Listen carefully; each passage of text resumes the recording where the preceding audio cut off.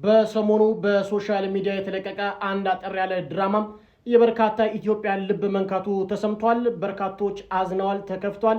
በዚህ ሰዓት ይህ ድራማ መለቀቁ ደግሞ በርካቶችም ድምጽ እንደሆነላቸው ተሰምቶላቸዋል ማለት ነው። ኮሜዲያን ያሲኖ እየሞከርኩ ነው ያለው ድራማ በርካቶችን አነቃቅቷል። እሱም በተመለከተ በበርካታ ኢትዮጵያን የተሰጡ ሐሳቦችን አስተያየቶችን ወደ እናንተ አጋራለሁ ማለት ነው። አብራችሁን ቆዩ። አሁንም በስውሯ ማርያም ማለት ነው በርካታ ሰዎች እየዳኑ እየተፈወሱ ይገኛሉ። ዛሬም ምስክርነት ይዤላችሁ መጥቻለሁ። በመሰረተ ክርስቶስ የምትባል አንድ የፕሮቴስታንት ቸርች ማለት ነው ግብረ ሰዶሚያንን የተቃውሙ ፓስተሮችን ማገዷ ተሰምቷል። በጣም ያስገርማል። እሱን ወደ እናንተ ይዤላችሁ መጥቻለሁ። በአንዳንድ ወፍጭ ቤቶች የተገኙ እጅግ አደገኛ ድርጊቶች በርካቶችን አስገርመዋል። እስካሁን ምን እንደምንበላ እግዚአብሔር ይወቀው። ይሄ መረጃ ስታዳምጡት እግዚአብሔርን በጣም ነው የምታዝኑት። በተለይ በዚህ ኑሮ ውድነት ላይ እንደዚህ አይነት ነገር ተጨምሮ የማሰማችሁ ይሆናል። ውድ የተከበራችሁ ተመልካቾቻችን ጠቅላይ ሚኒስትር አብይ አህመድ በትናንትናው የተወካዮች ምክር ቤት ባደረጉት ንግግር መሰረት ማለት ነው ለዶናልድ ትራምፕ የሰጡት ምላሽ በርካቶችን አስገርሟል። እሱም በተመለከተ የማጋራችሁ መረጃ አለ። ውድ የተከበራችሁ ተመልካቾቻችን ዛሬም እንደተለመደው ወቅታዊ ሰበር መረጃዎችን ይዘንላችሁ መጥተናል። ከእናንተ የሚጠበቀው ላይክ አይከፈልበትም። ሁላችሁም ይህን ቪዲዮ ስትመለከቱ ላይክ በማድረግ ጀምሮ ሰብስክራይብ ያደርጋችሁ ሰብስክራይብ እንድታደርጉ ጋበዝኳችሁ። እስከ ፕሮግራማችን ፍጻሜ ድረስ አብሬያችሁ ቆይታ የማደርገው የምንጊዜም ወዳጃችሁ ሚኮ ነኝ። መልካም ቆይታ ይሆንላችሁ። እመቤቴ ማርያም ብዙ ነገር አድርጋላችሁ፣ እንደዚህ እያለቀሳችሁ እንድትመሰክሩ ያድርጋችሁ። አሜን በሉ። ሁላችሁ ኮሜንት ላይ ሁሌም እንደምናገረው ስውሯ ማርያም እያላችሁ አጥለቅልቁት። ለምን መሰላችሁ? ሌላ ቤተ እምነቶች ሲገቡ ምናልባት የዚህን ምስክርነት አይተው ወደዚህ ገዳም ሄደው እንዲፈወሱና እንዲድኑ ያደርጋል እና ስውሯ ማርያም እያላችሁ አጥለቅልቁት። ይሄን ምስክርነት አዳምጣችሁት ነው።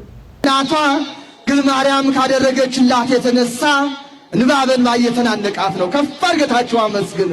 ለ7 ዓመታት የልብ ኬዝ ተብላ ልጄ መድኃኒት ትወስድ ነበረ። 7 ዓመት ሙሉ በመድኃኒት ነው የቆየችው ልጄ። ነገር ግን 7 ዓመት ስትኖር እዚህ ቦታ ላይ አልመጣውም። የእናታችን የስውሯ ማርያምን ታሪክ በሚዲያ አየሁ። ከዛ ልጄ እዚያ ቦታ ላይ እኮ ብቻ እናቴ ድንግል ማርያም ለኔም ትደርስልኛለች ብዬ ልጄን ብድግ አድርጌ ይዤ መጣሁ። እዚህ ተማጽኜ ድንግል ማርያምን ጠይቄ እንዲያው ድንግል ማርያም ለምስክርነት ታበቃይ ወይ ብዬ ልጄን ሐኪም ቤት ይዤ ቼክ አደረግኩኝ። ምንም ነገር ልቧ ዛሬ ተስተካክሏል፣ ምንም ነገር የለባትም ተባለ። ክብር ለድንግል ማርያም። ከፍ አድርጋችሁ አመስግኑልኝ ትላችኋለች። አመስግኑላት። እንግዲህ እቺ እናት ለ7 ዓመታት ልጇ ትታመባት ነበረ፣ በልብ ኬዝ ማለት ነው። እንደዚህ እያለቀሰች የምትመሰክረው እንግዲህ ለ7 ዓመታት በተለያዩ ሆስፒታሎች ስትሄድ መድኃኒት ስትወስድ ልጅቷ ልትድን አልቻለችም። በቴሌቪዥንና በሶሻል ሚዲያዎች የስውሯ ማርያምን ሚዲያ መከታተል ጀመረች። ቀጥታ ስውሯ ማርያም ሄደች፣ ተጠመቀች፣ እምነቱን ወሰደች። እንግዲህ ሄዳ ቼክ ስታደርግ ልጇ ምንም አይነት የልብ ኬዝ እንደሌለባት ነው የተነገረው። ለዚህ ነው ሶሻል ሚዲያው በጣም አስፈላጊ ነው። በጣም በርካታ የታመሙ የተጨነቁ ሰዎች አሉ፣ በጣም ችግር ውስጥ ያሉ ሰዎች አሉ። ይህም ሚዲያ ሁሉ ቀን ምስክርነት ይዤ መጣው ሰዎች ይሄን አይተው ወደ ስውሯ ማርያም እንደሄዱ ነው እና ሁላችሁም ኮሜንት ላይ ስውሯ ማርያም እያላችሁ አጥልቅ ቆርጣችሁ ቲክቶክ ላይ ልቀቁት። በዚህ ሳምንት ከተሰሙ እጅግ አስደንጋጭ መረጃዎች መካከል ደግሞ በአንድ ቤት ላይ 2 ሽምግልና መላኩ ነው ለአንድ ሴት ማለት ነው። በጣም ያሳዝናል። እንግዲህ እስቲ ቪዲዮ በጣም በርካቶችን ያስገርማል ብዬ አስባለሁ። በተለያዩ ሶሻል ሚዲያዎች ምናልባት በፌስቡክ አዳምጣችሁት ሊሆን ይችላል። እስቲ ግን ያላዳመጣችሁ ሰዎች ሴም ቪዲዮ አዳምጠን እንጣ። ጉድበል አዲስ አበባ በአንድ ቤት 2 ሽምግልና ተላከ። በከተማችን አዲስ አበባ የተከሰተ አንድ እጅግ አስገራሚና ጉድ የሚያሰኝ ታሪክ በማህበራዊ ሚዲያ ላይ መነጋገሪያ እየሆነ ነው። ታሪኩ እንዲህ ነው። ለአንዲት ሙሽራ የመጀመሪያ ሽምግልና ተልኮ ሽማግሌዎቹ በክብር ገብተው ልጁ ጠይቀውና ከቤተሰብ ጋር ተስማምተው በወግና በባህሉ መሰረት ምግብ መብላት ከጀመሩ በኋላ ነበር ያልታሰበ ነገር የተከሰተው። ውጭ ላይ ከፍተኛ የመኪና ክላክስና የጋጋታ ድምጽ ይሰማል። ምንድነው ተብሎ ሲታይ ሌላ የሽምግልና ቡድን በቅንጡ መኪኖች ተሰልፎ ለተመሳሳይ ሙሽራ መጥቷል። ይህ አጋጣሚ በቤቱ የነበሩትን ሽማግሌዎችና ቤተሰቦች ብቻ ሳይሆን መላው ማህበረሰብ ያስገረመ ሲሆን እንዲያውም የበለጠ ጉድ የሚያደርገው ሁለቱ ለሽምግልና የላኩት ወጣቶች እርስ በርስ በጣም የሚቀራረቡ ጓደኛሞች መሆናቸው ነው። ከፍተኛ የሚባል ጠብና ጭቅጭቅም የተፈጠረ ሲሆን ይህ በታሪክ ተሰምቶ የማይታወቅ አጋጣሚ በከተማችን መነጋገሪያ በመሆኑ ብዙዎች ምን አይነት ዘመን ላይ ደረስን በማለት ገረምታቸውን እየገለጹ ይገኛሉ። በእርግጥም እንዲህ አይነት ሁኔታ በባህላችን ውስጥ እጅግ ብርቅና ፈታኝ የሆነ አጋጣሚ ነው። ታሪኩ ገና ያላለቀ ሲሆን ተጨማሪ መረጃዎች እንደሰማን የምናገራችሁ ይሆናል። እናንተስ እንዲህ አይነት ገጠመኝ ሰምታችሁ ታውቃላችሁ? ሐሳባችሁ እኔ እንደዚህ አይነት ገጠመኝ ሰምቼ አላውቅም ወንድሜ። በአንድ ቀን 2 ሽምግልና 2 ወንዶች አንድ ሴት ጋር ሲልኩ አስቡ። የሚታወቁ ሰዎች ግን ሁለቱንም ጀንጀና ሁለቱንም ታገቢ ነው ሁለቱንም እሺ ያልሽው። ኧረ ምን አይነት ዘመን ደረስ። እድሜ ይስጠን እንጂ ገና ማንሰሙ የለም። ቤተሰቦች እድሜ ይስጠን፣ እድሜ ይስጣችሁ በእውነት።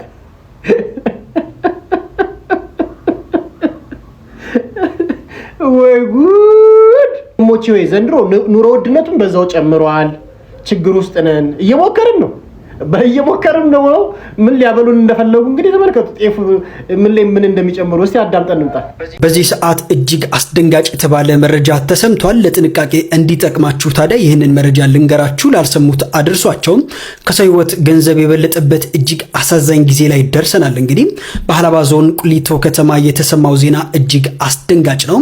ሰው እንዴት ለገንዘብ ሲል ወገኑ ላይ ይጨክናል የሚያስብል ዘግናኝ ድርጊት በቁጥጥር ስር መዋሉ ነው የተገለጸው። በሁለት ወፍጮ ቤቶች ውስጥ በተደረገ የተቀናጀ ኦፕሬሽን 68 ኩንታል ከባዕድ ነገር ጋር ተቀላቅሎ የተፈጨና እንዲሁም ደግሞ በኬሚካል ቀለም የተለወሰ በርበሬ ተይዟል። የሚገርመውና የሚያሳዝነው ደግሞ የበርበሬው መልክ ለመቀየር ህዝብን ለማታለል የተጠቀሙት ኬሚካል ምንነቱ በትክክል እንኳን የማይታወቅ መሆኑ ነው። ለነዚህ ስግብግቦች ትርፍ ማለት እንግዲህ የሰው ልጅ ህይወት ነው። 1300 ፍሬ ከባዕድ ጋር ተቀላቅሎ የታሸጉ በርበሬዎችን እንዲሁም ሌሎችም ለህዝብ ሊያሰራጩ ሲሉ እጅ ከፍንጅ ተይዘዋል። እንደዚህ የሰው አውሬዎች ምን አይነት ልብ ቢኖራቸው ነው ህፃናትና እንዲሁም አዋቂዎች በሚመገቡት የዕለት ተዕለት ምግብ ላይ እንግዲህ እንዲህ ያለ ድርጊት የሚፈጽሙት? ታዲያ ውድ እኛ እዚህ እየሞከርን ነው። ሊገሉን ነው፣ ሊጨፋጭፉን ነው። በጦርነት አለቅን፣ በድህነት አለቅን። እንደው ነጋዴው ለኛ ያስብም ኬሚካል ጨምሮ በርበሬ ነው ብሎ ይሸጥልናል። ጉበታችን በዚህ አለቀ፣ ልባችን፣ ኩላሊታችን። እሺ ምን እንሆንላችሁ ከዚህ ውጪ? እግዚአብሔር ምስክሬ በዚህ ኳተንን ነው ገንዘብ ለማግኘት። ገንዘብ አግኝተን አሁንም ምን እንሆንላችሁ? ምን እናርጋችሁ ነው የምትሉት? ምን እናርጋችሁ? እንዲው እግዚአብሔር አምላክ ደጉን ጊዜ ያምጣልን።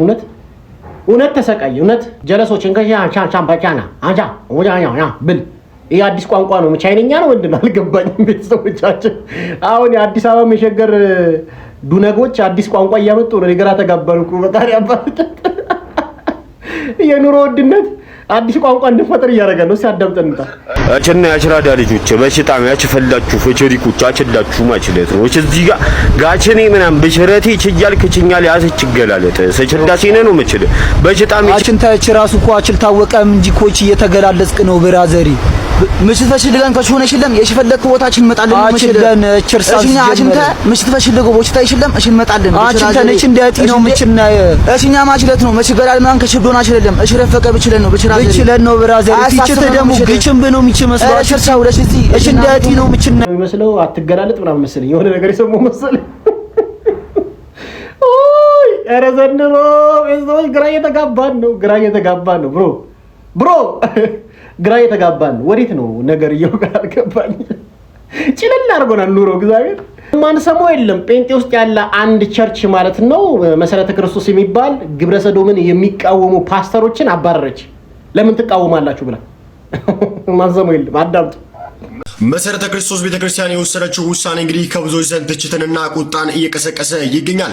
መረጃው ምን እንደሆነ ግልጽ አድርጌ ልንገራችሁ። እናንተ በኮሜንት መስጫው ላይ ሐሳባችሁን እያስቀምጣችሁ መሰረተ ክርስቶስ ቤተክርስቲያን ከግብረ ሰዶማዊ ተቋማት ጋር ግንኙነት እንዳይኖራት የተቃወሙትን አባላት እንግዲህ ከአባልነት መሰረዟ እየተነገረ ነው የሚገኘው። እነዚህ ከኋላ የምትመለከቷቸው ሶስቱም አገልጋዮችና የመሰረተ ክርስቶስ ቤተክርስቲያን አባላት የሆኑት ግብረ ሰዶማዊነት ካላቸው አገልጋዮች ጋር እንዲሁም ደግሞ ከውጪ ተቋማት ጋር ቤተክርስቲያን ቷ ግንኙነት እንዳይኖራት በተደጋጋሚ እንግዲህ ሲሟገቱ የነበሩ ግለሰቦች ናቸው።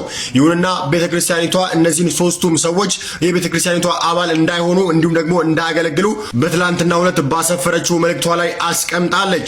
ሁሌ ታማኒ መረጃዎች ግብረ ሰዶምን አትቃወሙ፣ መሰረተ ክርስቶስ ከግብረ ሰዶም ጋር መጋራት የለባትም ስትባል አይ ምን አገባችሁ እንደው ግብረ ሰዶምን ለምን ትቃወማላችሁ ተብለው ተጫኑ።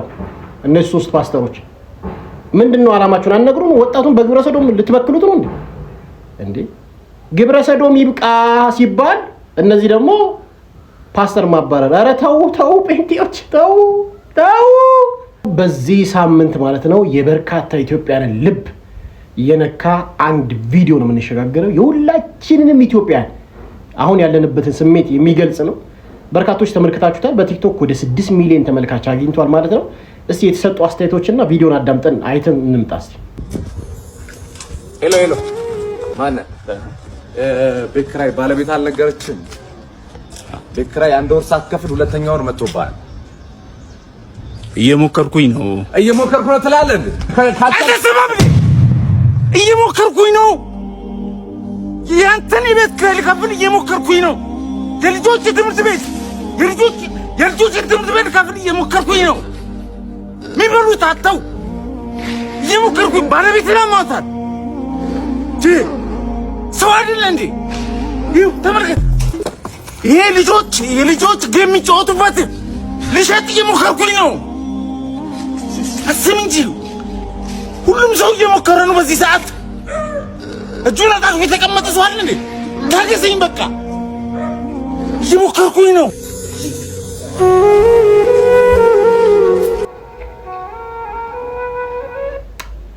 እየሞከርን ነው።